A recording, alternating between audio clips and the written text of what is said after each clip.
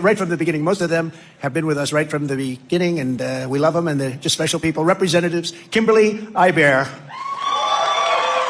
Louis Andrus, Glenn Bailey, Harry Bean, Jacob Brouillard, Claudine Burnham, hello Claudine, Tim Cahill, Jose Cambrils, Brian Cole, Deborah DeSimone, Ron Dunn, Tracy Emmerich, thank you Tracy, Keith Erf, Larry Gagne, Ted Gorski, Gerald Griffin, Tina Harley, Juliet Harvey Bolia, Gregory Hill, thank you Gregory, Thomas Kuczynski, Diane Kelly, Stephen Kennedy, Abul Khan, John Levitt, Nikki McCarter, Valerie McDonald, Charles Melvin, Dane Nagel, thank you Dane, Christine Perez, Joseph Petre, Tom Plousage, John Pudisic, Kevin Pratt, Arlene Quartiello, Andrew Renzolo, Jennifer Rhodes, Kerry Roy, John Sellers, thank you, John, Vanessa Sheehan, Lisa Smart. Look, these are endorsements. How good is this? Lisa Smart. Thank you. These are endorsements.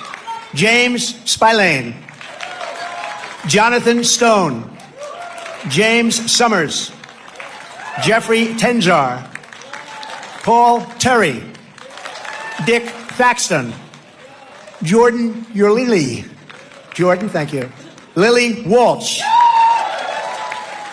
Kenneth Weiler, Robert Wary, and Clayton Wood.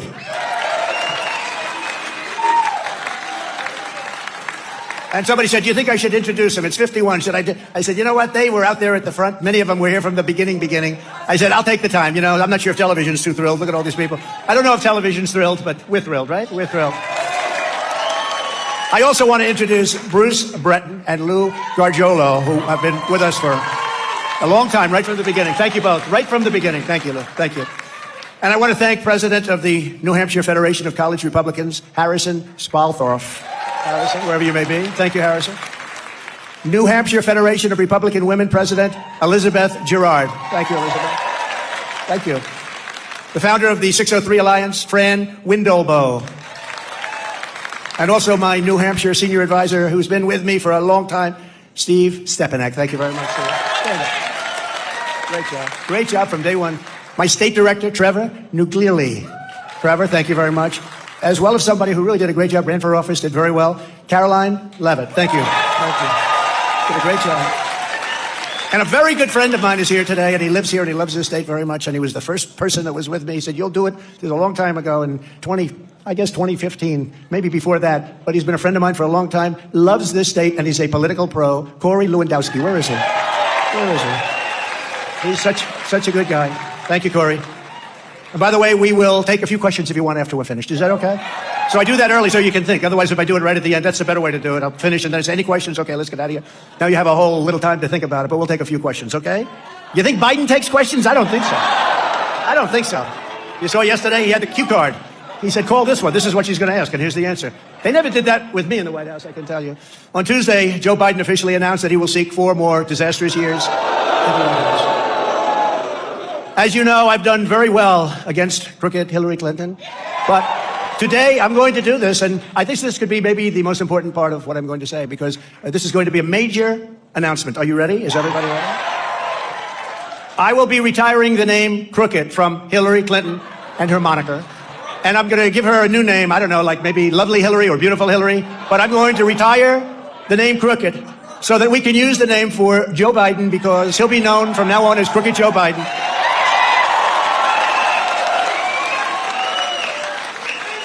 You would think that Hillary would be very happy today. She's out there someplace celebrating. Because there's never been anyone in the history of American politics so crooked or dishonest as Joe Biden. And the press absolutely refuses to report it, all that press back there. Because frankly, they're just as crooked as he is, and they are. They're just as crooked. The choice in this election is now between strength and weakness, between success or failure, between safety or anarchy, between peace or conflict and prosperity or catastrophe. We are living in a catastrophe. With your vote on November 5th, 2024, we're going to crush Joe Biden and the White House, that gorgeous, beautiful White House. We have to take it back. We're going to beat him at the ballot box, and we're going to settle our unfinished business. It's unfinished. Biden announced his presidential campaign by, get this, a prepackaged video. I was going to do that for you today. I'll do a little video, send it up to New Hampshire. You wouldn't have been very happy about that. But when you're running for president, you think at least one time you'd get up and say, I'm running for president. Where am I going? Where the hell am I going? I want to get out. Oh, no, over there, over there.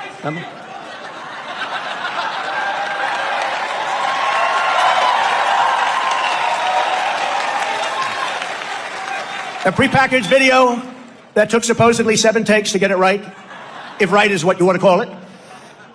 In it, he says he's running because Trump and MAGA pose a threat to democracy. Can you believe it? Got to explain. MAGA is Make America Great Again, right? No threat there. No, it's Biden who poses the threat to democracy because he is grossly incompetent, has no idea what he's doing, and basically he doesn't have a clue. And that's a very bad position to put our country in. Our country is in a very dangerous position right now. Very, very dangerous. We're now in a nation, and we are a nation in serious decline, a nation that has lost its way. We're led by a hopeless person, but we will win in 2024 and make America great again. We can do it. It's not too late. It's not too late. But we've got a year and a half to go. That's a long time with what's happening to our country. That's a long time still.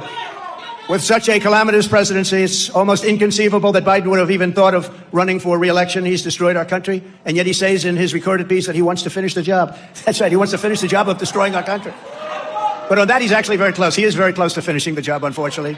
One of the most important issues in this campaign will be which candidate can rescue. And this country needs a rescuing. We have to rescue America from the wreckage of the Biden economy. Under my leadership, we built the greatest economy in the history of the world. In fact, we actually did it twice because that horrible gift from China came over. COVID, or the China virus, as many people say. Actually, in New Hampshire, you say China virus, pretty much. But now we will do it again. We will do it again. We passed the largest tax cuts and reforms in American history. We cut more job-killing regulations than any administration ever, also in history. We achieved American energy independence, and we were about set to do American energy dominance, bigger than Saudi Arabia, bigger than Russia combined, ×2. And we slashed the price of gasoline down all the way down to $1.87 a gallon. Doesn't that sound good? That's why you have this horrible inflation, because of what happened to your energy. Now everything's up. Now it's happening to everything. Thank you. Thanks to our policies, the typical New Hampshire family saw their annual income rise by $6,000, the largest increase in recorded history, the largest. Nobody's ever seen that, by $6,000. Everybody was happy. For decades, the corrupt globalist establishment savagely betrayed New Hampshire workers. You know that better than most. I see those beautiful factory buildings. Some are now apartment houses, and some are now senior citizens. But the factories, that's what you had to do. The factories, there's so many gone. Your state lost 1 in 4 manufacturing jobs after the NAFTA disaster and China's entrance into the World Trade Organization. But after years of cruel sellouts by past leaders, I ended NAFTA, the worst trade deal ever made. That was the worst trade deal ever made, what they did to us for so many decades, and replaced it with the incredible USMCA, Mexico-Canada. That's considered now the best trade deal ever made. So good, in fact, that Mexico and Canada are now trying to renegotiate the deal with the Biden administration. I say, don't do it. Don't talk about it. Don't do it. Somebody over there told me it's unfair. I said, you know what? We lived with unfair for decades.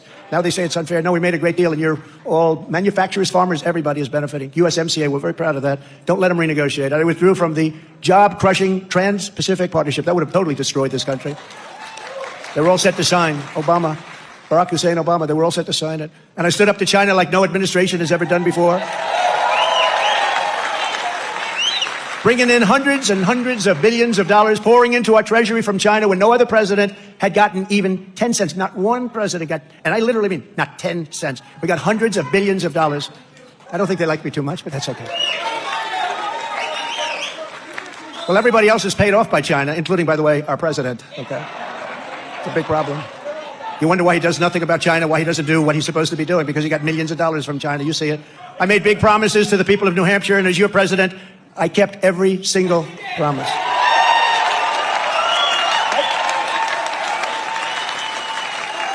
when China unfairly targeted our lobstermen, I gave them hundreds of millions of dollars in relief straight from the money we were taking in from China. We took a little bit out, like a little bit's hundreds of millions of dollars, by the way, but that's a lot to a lobsterman. And we brought it back. I made a deal with the European Union to completely eliminate tariffs on American lobster. You know that. They were charging us big tariffs so that we couldn't sell to them. The first EU tariff reduction on any product in over 20 years. Nobody ever asked the EU, or if they did, they didn't get it, because they're very difficult people to deal with. I want to tell you that. They don't care about us. They care about them. And maybe that's the way it's supposed to be, right? I also opened up 5,000 square miles of ocean that Barack Obama closed to New England fishermen. You know about that? But you also know I opened them up totally. Nobody could even tell me why they closed. Think of miles and miles of beautiful ocean front. And now I understand that they want to close it up again. Is that true? I can't believe it. I can't believe it. Yeah, let Canada do all. You know, Canada's the one that wanted to close because they want to do the business.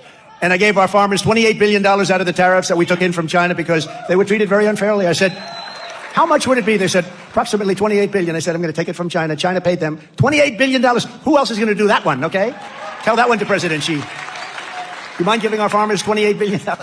Actually, better than that, we signed an incredible trade deal with China, but once COVID came in, I didn't care about trade deals so much, but it's a tremendous trade deal, $50 billion, and it was an amazing deal. But once COVID came in, I didn't even talk about it.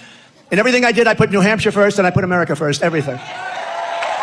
When I left office, we handed Joe Biden the fastest economic recovery ever recorded, all with no inflation. We didn't have inflation. We had low energy prices that kept it down. When he stopped the energy, stopped the drilling, you know, I have a sign, drill we must, right? They have a sign, don't drill. We won't, they won't do it. They won't do it. What they're doing is crazy. And what it's done is raised everything. And now everything's so high, and now they've taken on their own inflationary trend. It's not just energy anymore. But they did that with energy. They destroyed our economy with the high prices. All electric cars. Oh, that's wonderful. Everybody, they don't have enough electric to turn on the lights. And now they're going to say, let's do all electric. I love electric cars. They go for about an hour and a half. Then you're in the middle of nowhere. You're saying, how do I get this thing charged up? He took that booming economy and he promptly blew it to shreds. He took the greatest economy in history. It was just announced that in the first quarter of 2023, GDP growth was a very weak 1.1%, and the forecasts show it's going to be getting much, much worse. So we're at 1% and getting worse. That doesn't sound too prosperous, does it? Look at these other countries that are eating our lunch. I had them. They were doing anything they could. They respected your leader. They respected your country. I want to tell you, they saw me coming. They weren't happy. They weren't happy. Every time France, or one of the countries, but France in particular, they were a little difficult. I really like their leader, but he's a very difficult guy. And whenever he got cute and wanted to tax our people or our companies, I just say, that's okay. We're going to put a 100% tariff on all wine and champagne coming into the United States.